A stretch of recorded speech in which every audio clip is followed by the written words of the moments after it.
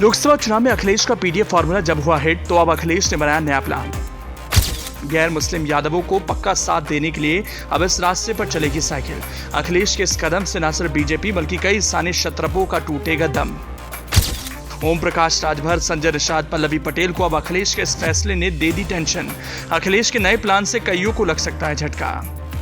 राजनीति में बस एक जीत चाहिए होती है। जीत मिलते ही एक के बाद एक ऐसे फैसले लेते हैं नेता, विरोधी ये सोचने के लिए मजबूर हो जाते हैं आखिर आइडिया आया तो कहां से आया। सपा अध्यक्ष अखिलेश यादव की अगुवाई में जिस तरह से सपा ने यूपी में शानदार प्रदर्शन किया, उससे अभी सपा के सर्वे सर्वा से लेकर कार्यकर्ता विश्वास से लबालब हैं।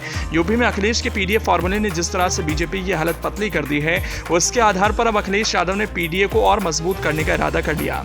पीडीए को यूपी में कुछ इस तरह से आजमाने वाले हैं जिससे बीजेपी को तो झटका लगेगा ही, लेकिन सबसे ज्यादा झटका जातियों के क्षत्रपों को अखिलेश के इस कदम से लग सकता है। अखिलेश के इस फैसले से सुभाषपा अध्यक्ष ओम प्रकाश राजभर, निषाद पार्टी के अध्यक्ष संजय निषाद और अपना दल सोनीलाल की अनुप्रिया पटेल टेंशन में तो जरूर आ जाएंगे।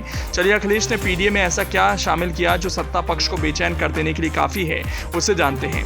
दरअसल लोकसभा चुनावों में अप्रत्याशित सफलता हासिल होने के बाद समाजवादी पार्टी के नेताओं का आत्मविश्वास आसमान पर है।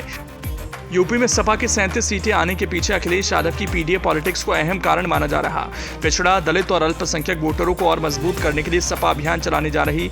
पार्टी का लक्ष्य कुर्मी, राजभर, निषाद जैसे गैर यादव ओबीसी जातियों में और जनाधार बढ़ाने का है। आने वाले दिनों में यूपी विधानसभा के उपचुनाव होने हैं। इसके बाद 2027 में विधानसभा चुनाव भी है। अभी तक सपा का जोर यादव और मुस्लिम वोटों पर रहता था। लोकसभा चुनावों से पहले अखिलेश यादव ने अपने साथ और भी कई जातियों को जोड़ा। सपा को समझ में आ गया कि ओबीसी की अलग अलग जातियों में भी पैठ बढ़ानी पड़ेगी, तभी आगामी चुनावों में सफलता हासिल हो सकेगी। जिन 37 सीटों पर सपा ने जीत हासिल की है, उनमें 21 सांसद ओबीसी समाज के हैं। सपा ने 80 में से 67 सीटों पर अपने प्रत्याशी उतारे थे। 2019 लोकसभा चुनाव में सपा को 18.11% वोट मिले थे। 2022 विधानसभा चुनाव में 32% हो गया। अब 2024 लोकसभा चुनाव में 33.59% हो गया।